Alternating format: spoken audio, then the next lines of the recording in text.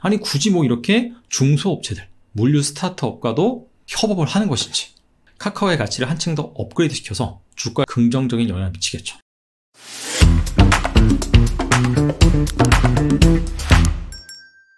지난해 10월 네이버가 CJ 대한통운과 3천억 규모의 지분 교환을 실시했습니다.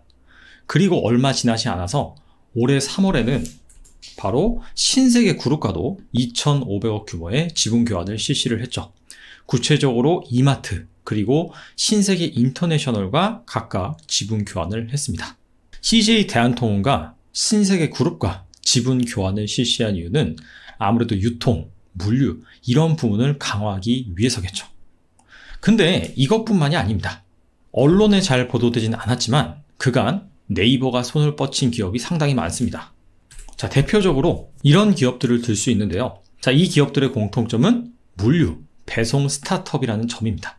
CJ 대한통운 그리고 신세계그룹과 이렇게 대기업들과 지분 교환을 실시하면서 이 물류 산업, 배송 시스템을 개선하는 건 이해를 하겠는데 아니 굳이 뭐 이렇게 중소업체들, 물류 스타트업과도 협업을 하는 것인지 여기에 대한 해답은요.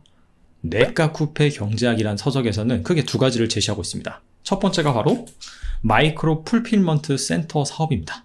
자, 먼저 풀필먼트가 무엇이냐? 옛날로 치면 물류센터라고 보시면 됩니다.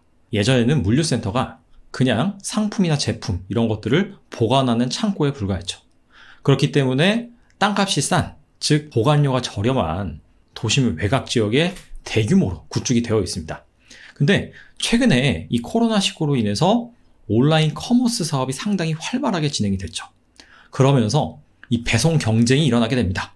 얼마나 고객들에게 빨리 배송을 해주는지 그 부분이 핵심이죠. 뭐 로켓 배송, 새벽 배송 이런 것들이 다 그런 서비스의 일환으로 탄생한 것들입니다. 그렇기 때문에 이제는 도심 내 물류센터가 지어지기 시작합니다. 대신에 도심은 땅값이 비싸니까 그렇게 크게 짓지는 못하고요. 소규모 창고 형태로 지어집니다. 근데 이게 단순히 물류센터 개념을 넘어서서 제품을 보관만 한 것이 아니라 주문을 받고 포장을 하고 고객한테 안전하고 빠르게 배송까지 담당하는 그러한 개념으로 바뀌는데 이것을 바로 풀필먼트 센터라고 합니다.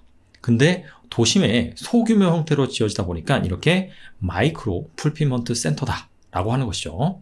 자, 두 번째 바로 크로스보더 이커머스입니다. 크로스보더 이커머스는 말 그대로 국가와 국가를 넘나드는 그러한 커머스를 뜻합니다. 그렇다면은 이 마이크로 풀필먼트 센터, 크로스보더 이커머스 이 두 부분에 대해서 좀 더 구체적으로 살펴보겠습니다.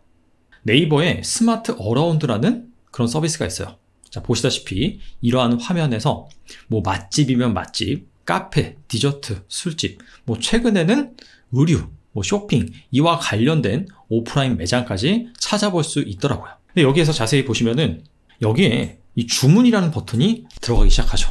단순히 네이버가 이 플랫폼 그리고 콘텐츠 기반으로만 사업을 하는 것이 아니라 물류, 배송 이런 것까지 다 담당을 할 계획이었다라는 것을 여기에서 알 수가 있고 이게 우리 동네에서 영업을 하고 있는 맛집, 뭐 의류, 잡화 이런 것들입니다. 자, 그렇기 때문에 앞서서 네이버가 투자한 그런 물류 스타트업, 배송 스타트업 이런 것들과 시너지를 통해서 마이크로 풀필먼트 서비스를 제공할 수 있는 것이죠. 최근에 이 배달의 민족에서 밀고 있는 서비스가 바로 비마트죠. 단순히 음식점에서 배달 서비스만 제공하는 것이 아니라 어차피 이게 배송 기반 시스템이기 때문에 대신 장까지 봐주는 그런 서비스를 밀고 있는데 이게 상당히 반응이 괜찮다고 해요. 자, 그러다 보니까 네이버 역시 플랫폼 기반의 그런 다양한 콘텐츠, 맛집이면 맛집, 의류 잡화점이면 잡화점 이런 것들의 정보를 제공해주고 기존에 투자한 그런 물류 스타트업이나 풀필먼트 스타트업을 통해서 이렇게 배송 서비스까지 제공하는 그런 큰 그림을 그리고 있다. 네이버 측에 따르면은 이러한 마이크로 풀필먼트 서비스 같은 경우에는 3년 안에 구축을 완료하고 본격적인 서비스를 시작한다고 합니다. 이 서비스의 성패가 네이버의 주가에도 큰 영향을 미치겠죠. 그리고 두 번째는 크로스보더 이커머스입니다. 알리 리서치, 엑센추어에 따르면은 글로벌 크로스보더 이커머스 시장 같은 경우에는 연평균 27%로 빠르게 성장을 하고 있습니다. 우리가 아마존을 통해서 제품을 구매하는 것도 바로 크로스보더 이커머스 사업이라고 할 수가 있겠죠. 그리고 이 크로스보더 이커머스 사업에서 가장 많이 팔리는 물품이 무엇이냐면 의류, 화장품이라고 합니다. 이 두 가지 키워드는 우리나라도 강점을 가지고 있죠. 네이버가 동대문 의류 시장을 주축으로 해서 크로스보더 이커머스 사업을 강화하는 이유이기도 합니다. 그리고 네이버가 크로스보더 이커머스 사업을 강화할 수 있는 밑바탕이 있습니다. 최근에 네이버가 소프트뱅크와 합작회사를 설립을 해서 G홀딩스 여기를 투자를 했죠. 그 G홀딩스 밑에는 라인과 야후 재팬이 있습니다. 그래서 이 두 회사가 일본은 물론이고 동남아 쪽 유저를 많이 보유하고 있습니다. 그래서 이 네이버의 크로스보더 이커머스 사업이 확장될 수 있는 그런 시장, 잠재력을 가지고 있는 것이죠.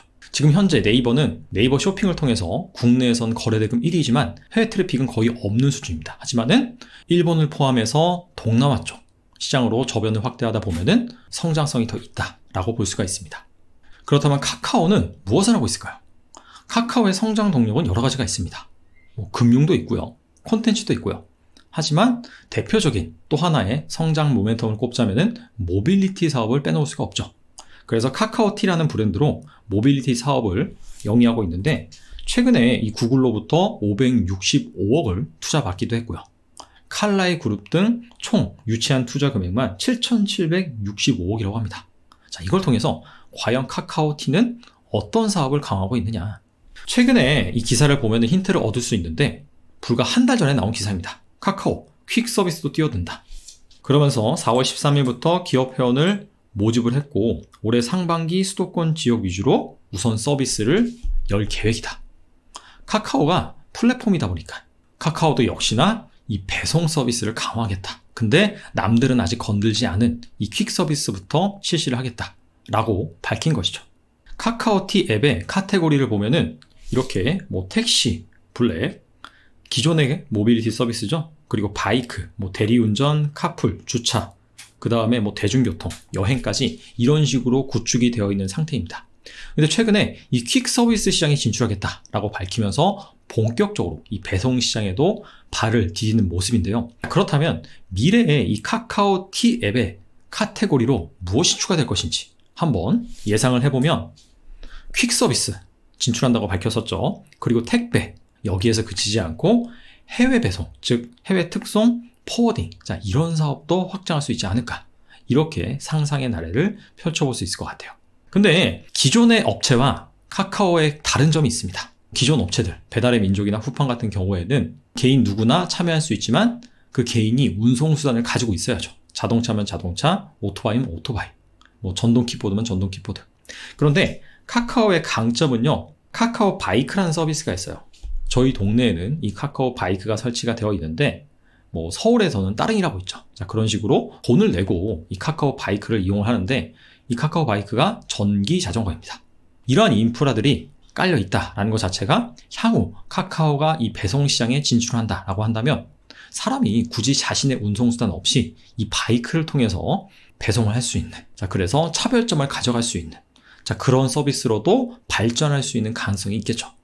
카카오 같은 경우에는 이런 구체적인 배송, 배달 서비스에 대한 본격적인 상용화 시장을 밝히지 않았지만 아마 네이버와 비슷하게 한 2, 3년 내에는 시행될 것으로 예상이 됩니다. 이 사업 역시 성공적으로 잘 진행이 된다면 카카오의 가치를 한층 더 업그레이드 시켜서 주가에 긍정적인 영향을 미치겠죠. 제가 지금까지 말씀드린 내용은 네카쿱의 경제학이란 서적에서 다른 내용을 전달해 드린 겁니다. 이 제목이 재밌어요. 네는 네이버, 카는 카카오, 쿠는 쿠팡, 배는 배달의 민족. 즉 이커머스, 물류, 이런 비즈니스 모델, 산업에 대해서 구체적인 사례와 선두 기업이 나아가는 방향, 미래 이 이커머스 시장을 내지는 물류 시장을 선점하기 위해서 우리나라 기업뿐만 아니라 이 글로벌 기업들이 어떤 식으로 지금 서비스를 강화를 하고 있는지, 이 부분에 대해서 구체적으로 다루고 있습니다.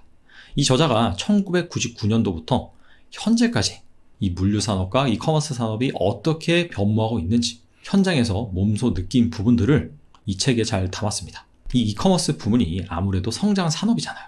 그리고 최근에는 기존의 스타트업 그리고 전통 대기업 간의 이 경쟁도 상당히 치열합니다. 이렇게 치열하다는 것 자체는 그만큼 시장에 먹을 게 많다는 것이죠. 이 책을 잘 읽어보시면은 좋은 투자 아이디어를 얻을 수 있을 거라고 생각을 합니다. 게다가 단순히 투자 관점뿐만 아니라 최근엔 스마트 스토어 등 개인이 직접 이 이커머스 시장에서 판매자로 등록을 해서 사업을 영위를 하죠. 만약에 여러분들이 이 이커머스 사업을 하시는 분들이라면 꼭 알아야 되는 점은 무엇인지, 이커머스 산업이 어떤 트렌드로 가고 있는지, 해결해야 되는 문제점은 무엇인지, 이런 것들을 잘 파악할 수 있을 거라고 생각합니다. 아무쪼록 이 책이 여러분의 자산을 늘리는데 큰 도움이 됐으면 좋겠습니다. 감사합니다.